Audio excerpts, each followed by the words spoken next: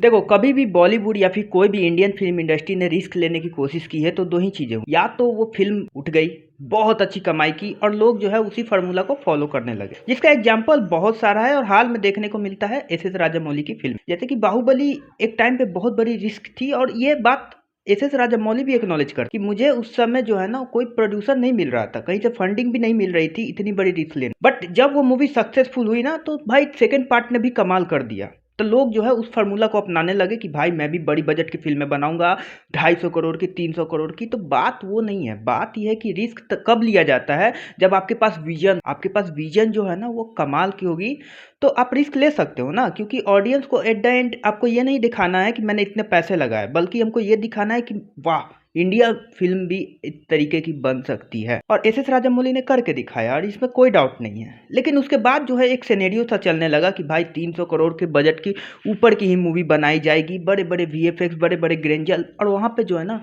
वो एक चीज लैग कर गए। अब लैग क्या कर गए भाई? मूवी की स्टोरी, मूवी की डेप्थ, मूवी का इमोशन, वो चीजें लैग करके अब बाकी सारी चीजों पे आप चल जाओगे। ठीक है, अच्छी बात है, फिल्म जो है अपनी लागत भी निकाल लेगी, इसमें कोई डाउट नहीं है। लेकिन उसे मैं रिस्क कंसीडर नहीं कर सकता हूँ। रिस्क मैं किसे कंसीडर करूंगा? जो कि एस राजामौली सर ने लिया। बहुत सारी फिल्में आई, जैसे कि मैं पुरानी फिल्मों की बात किया जाए, जैसे मेरा नाम जोकर, अब वो भाई राज कपूर साहब की बहुत बड़ी रिस्की मूवी थी और उसने उतना कमाई भी नहीं किया। और वो मूवी अगर देखा जाए बॉक्स ऑफिस वाइज तो डिजास्टर रही थी, लेकिन बाद में उस मूवी को काफी ज्यादा अप्रिसिएट किया। हालांकि वो मूवी अपने समय से काफी आगे की थी। आज भी अगर आप वो मूवी देखने जाओगे ना तो उसकी आइडियोलॉजी आपको चकनाचूर कर देगी कि भाई उस समय इस तरीके की सोच की मूवी कैसे बन सकती है भाई, इतने कम लिमिटेड जो है चीजों के साथ। अब जो है ना रिस्क का मायने बदल गया। रिस्क का मायने बहुत सारी चीजों से आप जोड़ सकते हो। जैसे कि आप पहली चीज तो ये है कि आप किस एक्टर को ले रहे हो, बजट कितनी है, मूवी में क्या दिखाने वाले, ऑडियंस कनेक्ट हो रही है कि नहीं हो रही है, ये सारी चीजें जो है रिस्क का।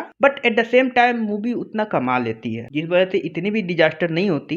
जैसे मैं अभी हाल की फिल्म की बात करूँ तो भाई आदि पुरुष one of the greatest disaster movie है, लेकिन वो मूवी भी कमाई की ना।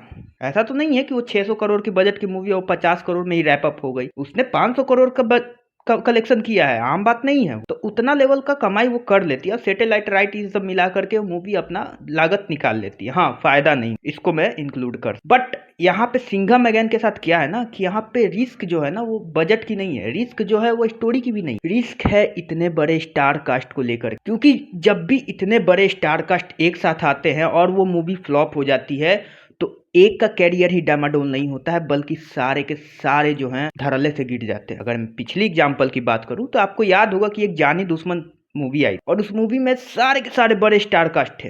अक्षय कुमार की बात किया जाए, सुनील शेट्टी की बात किया जाए, सनी देओल सर की बात किया जाए, रजत बेदी की बात किया जाए। हालांकि रजत बेदी का कैरियर वहीं से खत्म होना शुरू हो गया और बहुत सारे स्टार कास्ट का कैरियर वहां से खत्म होना शुरू हो। तो आप समझ सकते हो ना कि जब इतनी बड़ी स्टार कास्ट को लेकर जब फिल्में बनती है तो रिस्क स्टार कास्ट पे हो जाता है कि अगर ये मूवी उस लेवल की कमाई नहीं कर पाई, अगर ये मूवी उतनी नहीं चल पाई, तो खामियाजा जो है ना वो कहीं ना कहीं एक्टर को भुगतना पड़ता है, डायरेक्टर को नहीं। इंद्र कुमार जो है वो अभी भी डायरेक्शन कर रहे हैं ना, कोई जानता भी नहीं कि जानी दुश्मन के डायरेक्टर कौन, लेकिन फिर भी वो डायरेक्टर है अभी। लेकिन उनमें से बहुत सारे स्टार कास्ट तो गायब हो चुके। मैं ये नहीं कह रहा हूँ कि सिंघम अगेन के जितने भी स्टार कास्ट है उनका कैरियर जो है वो फ्लॉप हो जाएगा, ऐसा कुछ नहीं। मेरा ये है ना कि इन लोगों को कम से कम 800 करोड़ वर्ल्ड वाइड ग्रोथ, और नेट की बात किया जाए तो 500 करोड़ कमाना होगा बॉक्स ऑफिस पे, तब जाकर के ये मूवी जो है वो सक्सेसफुल के कंसीडर की जाएगी। क्योंकि इतने सारे स्टार कास्ट आए और 500 करोड़ भी ना कमाए तो लोग कंपैरिजन करने लगेंगे कि भाई एक तरफ रणबीर कपूर है, एक तरफ शाहरुख खान है, एक तरफ जो है वो स्त्री मूवी थी।